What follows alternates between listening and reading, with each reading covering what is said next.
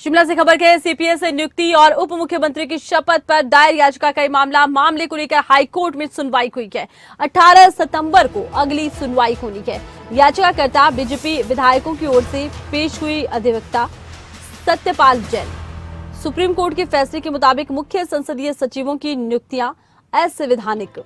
याचिकाकर्ता ने कोर्ट से कहा कि मुख्य संसदीय सचिवों को तुरंत प्रभाव से काम करने से रोका जाए, जबकि सरकार की तरफ से मामले पर कोर्ट में दी गई दलील मुख्य संसदीय सचिवों को लेकर दायर याचिका मेंटेबल नहीं है और उप मुख्यमंत्री को लेकर भी कोर्ट में लंबित है याचिका।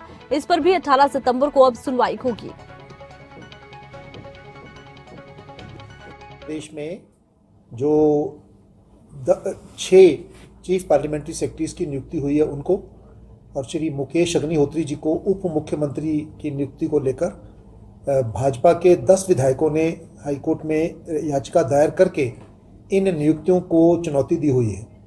आज उसकी सुनवाई हाईकोर्ट में हुई है और अब अगली सुनवाई इस केस की 18 सितंबर को होगी। आज की सुनवाई में जितने भी चीफ पार्लियामेंट्री सेक्रेटरीज हैं उनको जो समन भेजे गए थे उनमें कुछ सर्विस नहीं हो पा रही थी, कोई टेक्निकल प्रॉब्लम्स आ रही थी, तो हाईकोर्ट ने सारी रिपोर्ट देखने के बाद आज ये मान लिया है कि सभी की सर्विस हो गई है।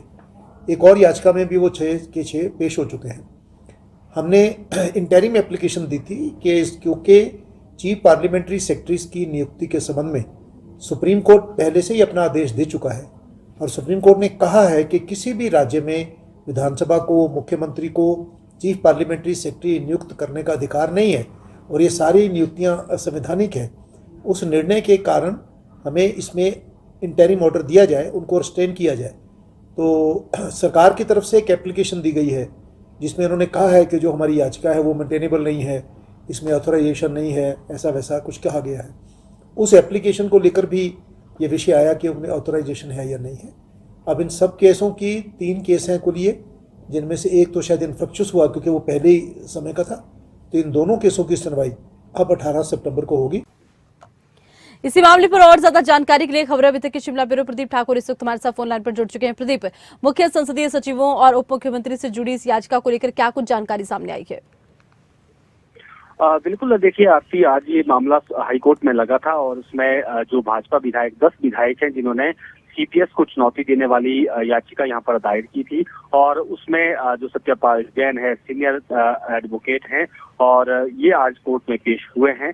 और उसमें इस तरह से ये मामला जब सामने आया था और याचिका दायर हुई थी, उसके बाद जितने भी सीपीएस हैं, उप मुख्यमंत्री हैं, उनको हाईकोर्ट की तरफ से समन भेजा गया था। लेकिन पीछे देखा गया था कि कुछ सीपीएस ने वो समन स्वीकार नहीं किए थे, वो डिलीवर नहीं हो पाए थे।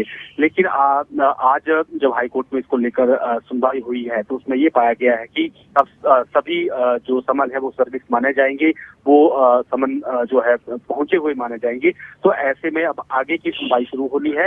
हालांकि राज्य सरकार की तरफ से यहाँ पर जो दलील दी गई है उसमें एक बात तो यही कही गई कि जो याचिका है ये मेंटेनेबल नहीं है और उसमें अपना पक्ष जो है यहाँ पर रखने की कोशिश राज्य सरकार की तरफ से की गई है।